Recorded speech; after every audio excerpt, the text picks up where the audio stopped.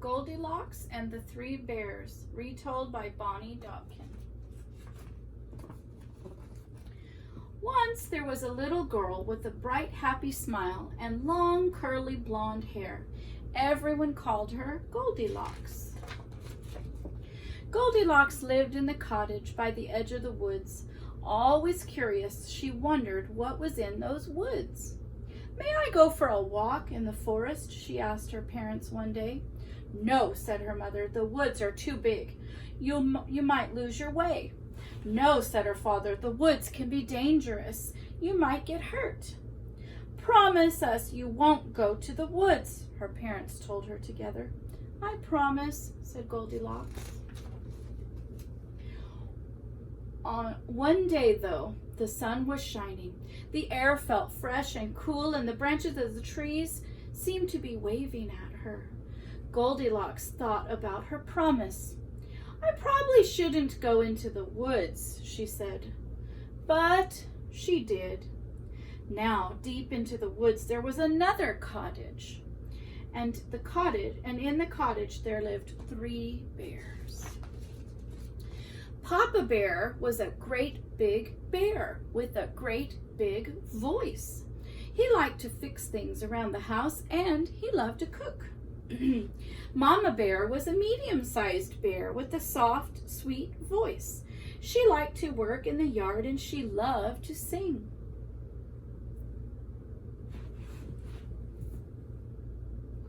Baby Bear was a very small bear with thin, squeaky voice. He liked to do whatever his parents were doing. One morning, Papa Bear made a big pot of delicious porridge. He filled 3 bowls to the very top. First, he filled a great big bowl, and then he filled a medium-sized bowl. And finally, he filled a very small bowl with pictures of honeybees on it. "The porridge looks wonderful," Mama Bear said. "The porridge smells wonderful," Baby Bear said. "The porridge is wonderful," said Papa Bear. "Eat up."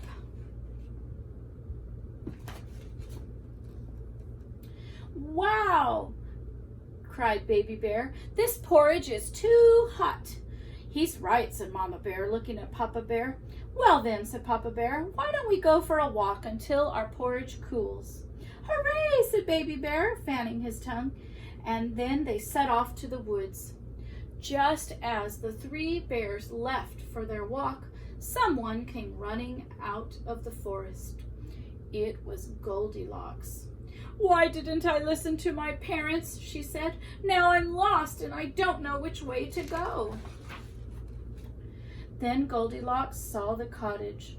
Always curious, she wondered who lived there.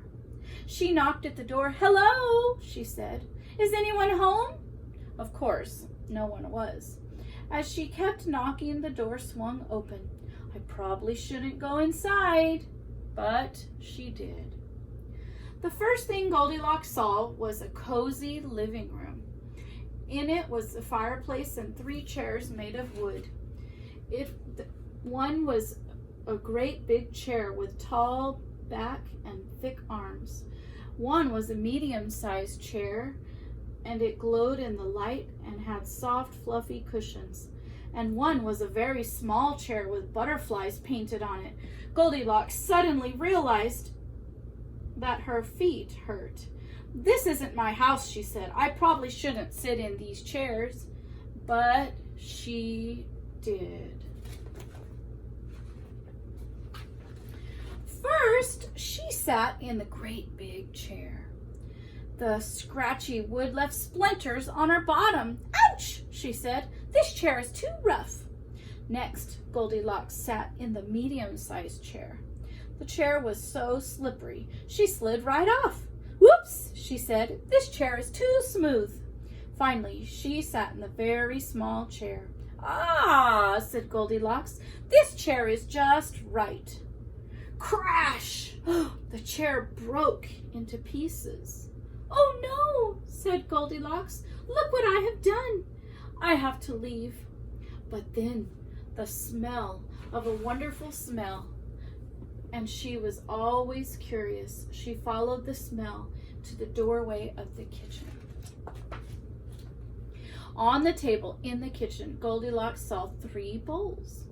The wonderful smell was coming from them. Suddenly, Goldilocks realized she was very hungry.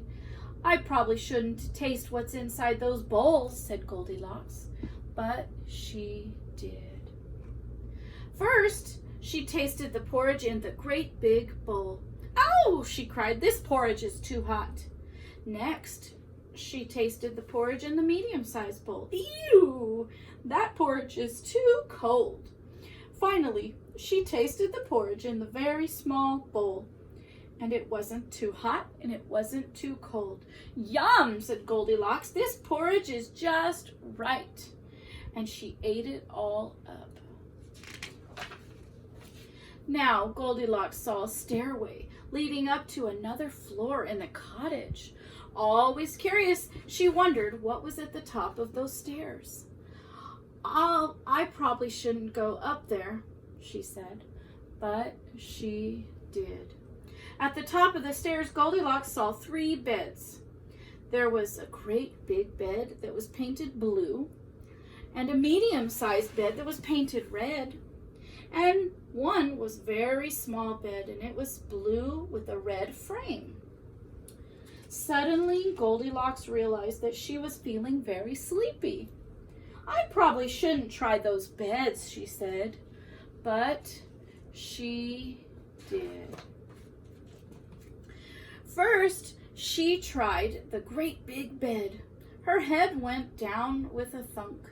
"Eek!" she said, "this bed is too hard." Next, she tried the medium-sized bed. This time, she almost disappeared. She could barely breathe in there. "Oop, oop," said Goldilocks, "this bed is too soft." Finally, she tried the very small bed, and it wasn't too hard, and it wasn't too soft. "Ah," Goldilocks said, "this bed is just right." And she snuggled under the covers and fell fast asleep. A little while later, the 3 bears returned from their walk. They stopped in surprise when they saw the open door. "Oh no," said Mama Bear, "someone has been in our house." "Be careful," said Papa, "that someone could still be in there." The 3 bears tiptoed into the living room. "Someone's been sitting in my chair," grumbled Papa Bear. "Somebody's been sitting in my chair," gasped Mama Bear. "Someone's been sitting in my chair," squeaked Baby Bear, "and that someone broke it all to pieces." They hurried to the kitchen. "Someone's been eating my porridge," roared Papa Bear. "Someone's been eating my porridge," cried Mama Bear. "Someone's been eating my porridge," squeaked Baby Bear, "and someone ate it all up." Wow.